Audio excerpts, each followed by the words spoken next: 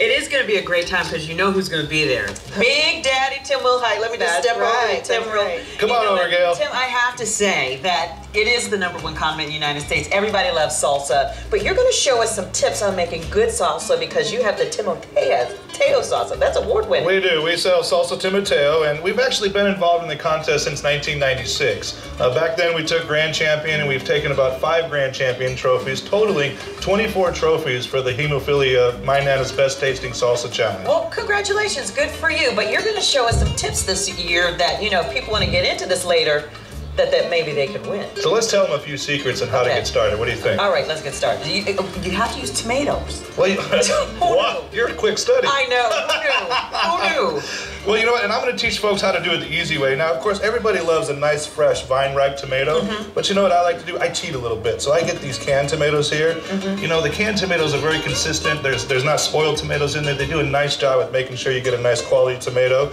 And so what I also do is I cheat it even more, and I just use a diced canned tomato. So that's your base for the salsa. Real simple, ready to go, right?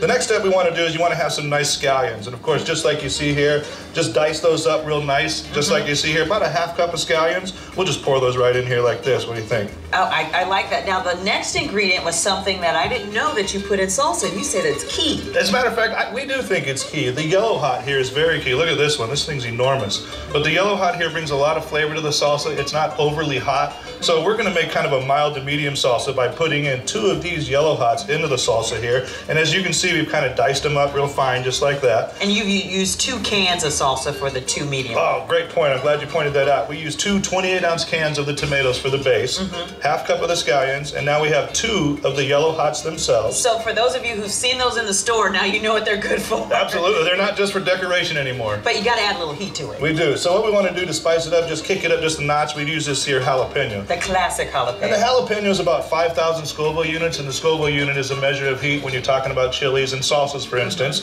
So we're just going to use 1 jalapeno, though, to heat it up just a little bit here. 1 jalapeno, does that make this amount mild or medium? It's probably going to be closer to a medium because, and what you can do is just add a little bit more tomato base if this is too hot for you, so that's how you can flex it up a little bit. And then the next thing we want to do is we're going to use some green chilies. Now, of course, you can get some nice big Anaheim green chilies in the store that are fresh, but once again, we want to keep this simple for your viewers so they can break out some salsa, have a nice libation, and enjoy the evening, you know what I'm saying? Absolutely. I'm not going to argue with that. There you go. So here we go. I just like to cheat a little bit. Pick out your favorite green chilies. I like to use the Mikhail's green chilies, and Mikhail's helps us out at the event quite a bit. You're not the only chef who picks those, so there must be something to them. They are a quality chili, and some of the chilies have a different taste to me, but these are always the same. Nice quality, very consistent. Pick the one that you like, and that makes the salsa better. Yes, ma'am. That's what I'm talking about. So let's pour that in here now. Just 1 can. It's 4 ounces. And the one thing that you got to be careful with is cilantro. You do, so. I love the smell. I love cilantro. A little over your shoulder. There we go. Oh, really? Is that for good luck? Here we go. So what we want to do is we want to get a little bit of cilantro. And if you notice in here, I've got some of the stems in there. So when you get a bunch of cilantro like you see here, what you want to do is you just want to take that cilantro bunch, rip it off like that, throw it away, and then just go ahead and dice it up real fine like we see here. So you want to make sure you get some of those stems in the recipe. And remember, put the ones that he threw away in your compost pile. Keep going. So here we go. We got a ½ cup of cilantro. Alrighty. And then last but not least, we have the spicing. And the spices are very simple. You don't have to get fancy with cumin and with red chili, with cayenne pepper and things of that nature. What we like to use, and what's most important to me, is we use a granulated garlic. Really? Why granulated? Don't use a garlic salt. Don't use, I don't use fresh garlic. I just like a granulated garlic. Nice flavor, very pungent. Smell that. Oh, yes. Just don't kiss anybody later. Absolutely kiss them with that. So we're going to put that in there, and I use about a tablespoon, but actually that's a little more because I'm a kind of a salty guy, if you haven't noticed. Imagine that, Big Tim, Big Daddy. There you go. I was like, it'll come to me. Yeah, you'll get it. All right, the next one we want to do is just a little iodized salt. So we just take about a tablespoon of salt, and again, you can mix up the salt and garlic to whatever you prefer.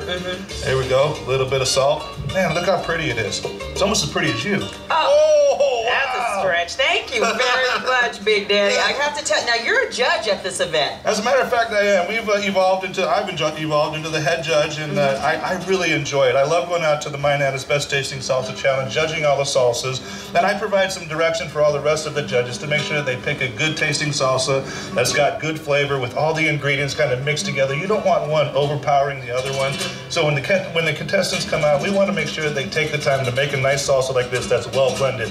Now this one isn't the award-winning Timoteo salsa, but I believe your viewers can find this on your website if they care to grab the recipe down and make it themselves, and they can kind of branch out from there. Throw some serranos in there. Oh yeah, I like serrano. Throw some habaneros in there. That's what I'm talking about. Kick it up a little bit. Yeah, know? That's when you have people who really like the heat. Now, where can people get discount tickets for this? Well, as a matter of fact, I believe they can get discount tickets at Fry's, or I believe you can get them online at salsachallenge.com. So there's a couple of locations to do that, or you can get them for $10 each at the door.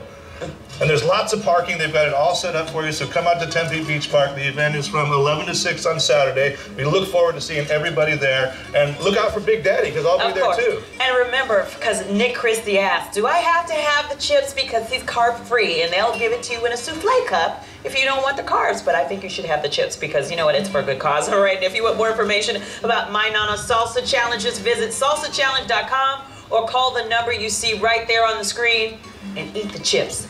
I said it's okay. Lisa? Or do a salsa shooter. A salsa shooter, Lisa.